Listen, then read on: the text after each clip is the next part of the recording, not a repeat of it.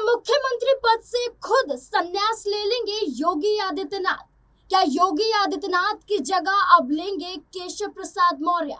क्या अमित शाह सुनाएंगे उत्तर प्रदेश में ये बड़ा फैसला?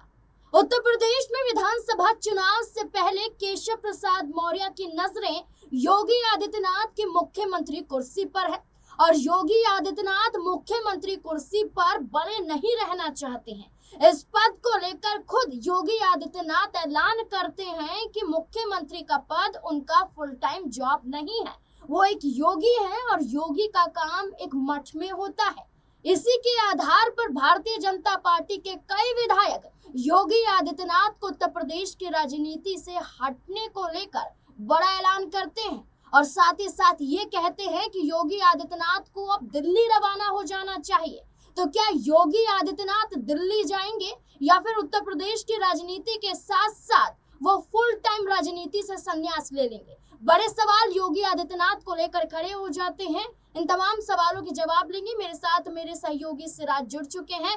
सिराज, क्या लगता है, एक तरफ भारतीय जनता पार्टी के विधायक ये दावा करते हैं कि योगी आदित्यनाथ को उत्तर प्रदेश में नहीं रहना चाहिए और वहीं योगी आदित्यनाथ को भी क्या इस बात का डर सता रहा है कि विधायकों से पहले मैं खुद ही इस बात को स्वीकार लेता हूं कि अब वो मुख्यमंत्री बनने लायक नहीं है? तो क्या खुद योगी आदित्यनाथ मुख्यमंत्री पद से इस्तीफा देने वाले हैं? जाहिर सी बात है नाज़रीन, बीते कई दिनों से योगी आदित्यनाथ के एकाएक कर ऐसे बयान सामने आए हैं जो इस बात के संकेत दे रहे हैं कि योगी आदित्यनाथ खुद ही कहीं न कहीं राजनीति से या यूं कहें कि सीएम रेस से बाहर होने की फिराक में है।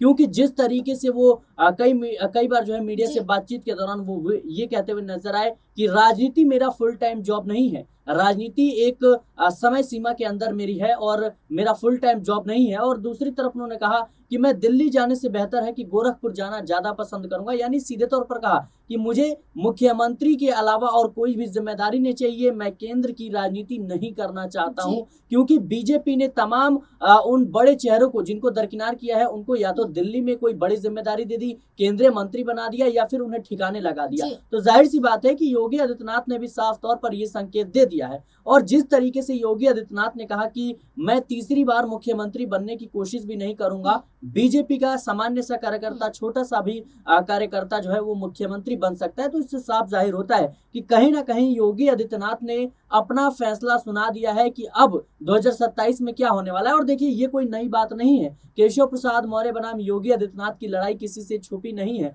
और अब तो केशव प्रसाद मौर्य, ओम प्रकाश राजभर हो, संजय निषाद हो, अनुप्रिया पटेल हो, जयंत चौधरी, उन तमाम चेहरों को अपने साथ लेकर चल रहे हैं। और हाल ही में ओम प्रकाश राजभर की मुलाकात कहीं ना कहीं गृह मंत्री अमित शाह से हुई है। और जयंत चौधरी जिस तरीके से योगी सरकार के कई ऐसे फैसले को लेकर आलोचना करते हुए नजर आए, इससे भी कहीं ना कहीं अब सवालों के घेरे में योगी सरकार है। जाहिर सी बात है कि इस वक्त योगी आदित्यनाथ की मुश्किलें सिर्फ विपक्ष नहीं बल्कि उनके सहयोगी दल और उन्हीं के विधायक बढ़ाते हुए नजर आ रहे हैं। उनके विधायक खुद इस बात को कहते हैं कि भाई योगी आदित्यनाथ को दिल्ली जाना चाहिए, केशव प्रसाद मौर्य के हाथ में उत्तर प्रदेश की कमान दे देनी चाहिए। तो इससे साफ जाहिर होता है कि इस वक्त योगी आदित्यनाथ के खिलाफ बीजेपी में माहौल बनाने की पूरी कोशिश हो रही है। योगी आदित्यनाथ की वजह से भी गठबंधन टूट सकता है। देखिए, योगी आदित्यनाथ का ऐलान और जैसे आपने कहा कि जयंत चौधरी, ओम प्रकाश राजभर और बृजभूषण शरण सिंह को हम नहीं भूल सकते हैं, जिन्होंने समाजवादी पार्टी के कार्यकाल की तुलना योगी कार्यकाल से कर डाली है। तो क्या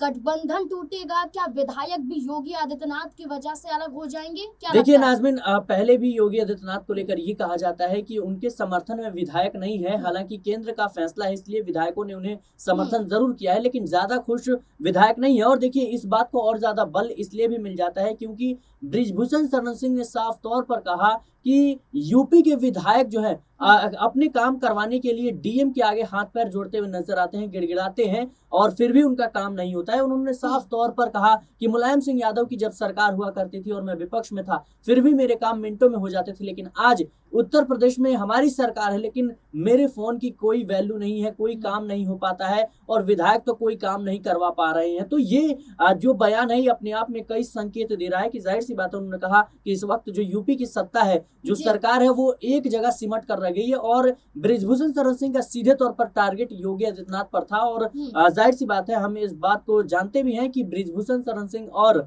योगी आदित्यनाथ के बीच 36 का आंकड़ा देखने को मिलता है और बृजभूषण कई मौकों पर योगी आदित्यनाथ के कई फैसलों का विरोध कर चुके हैं, आलोचना कर चुके हैं और इन दोनों के बीच 36 का आंकड़ा किसी से छुपा नहीं है। तो मुझे लगता है कि बीजेपी में इस वक्त पूरी तरीके से माहौल बनाने की कोशिश हो रही है और आने वाले समय में बड़ा हमें खेल होता हुआ नजर आ सकता है। भाजपा हाईकमान जहां योगी आदित्यनाथ को 2 बार मुख्यमंत्री चेहरे के लिए खुद आगे करती हुई नजर आई है, वही हाईकमान को कहीं ना कहीं डर सता रहा है कि योगी आदित्यनाथ को उत्तर प्रदेश की राजनीति से हटाया और दिल्ली में लाया गया तो भारतीय जनता पार्टी में प्रधानमंत्री नरेंद्र मोदी के मुकाबले केंद्रीय गृह मंत्री अमित शाह, राष्ट्रीय अध्यक्ष जेपी नड्डा हो या बड़े चेहरे ही क्यों ना हो, उनकी भी मुश्किलें बढ़ सकती हैं। तो सिराज, एक और सवाल यहाँ पर रहेगा कि क्या हाईकमान को इस बात का डर सता रहा है कि योगी आदित्यनाथ दिल्ली न आ जाएं, इसलिए योगी आदित्यनाथ के खिलाफ ही माहौल बनाने का तैयार किया जा रहा है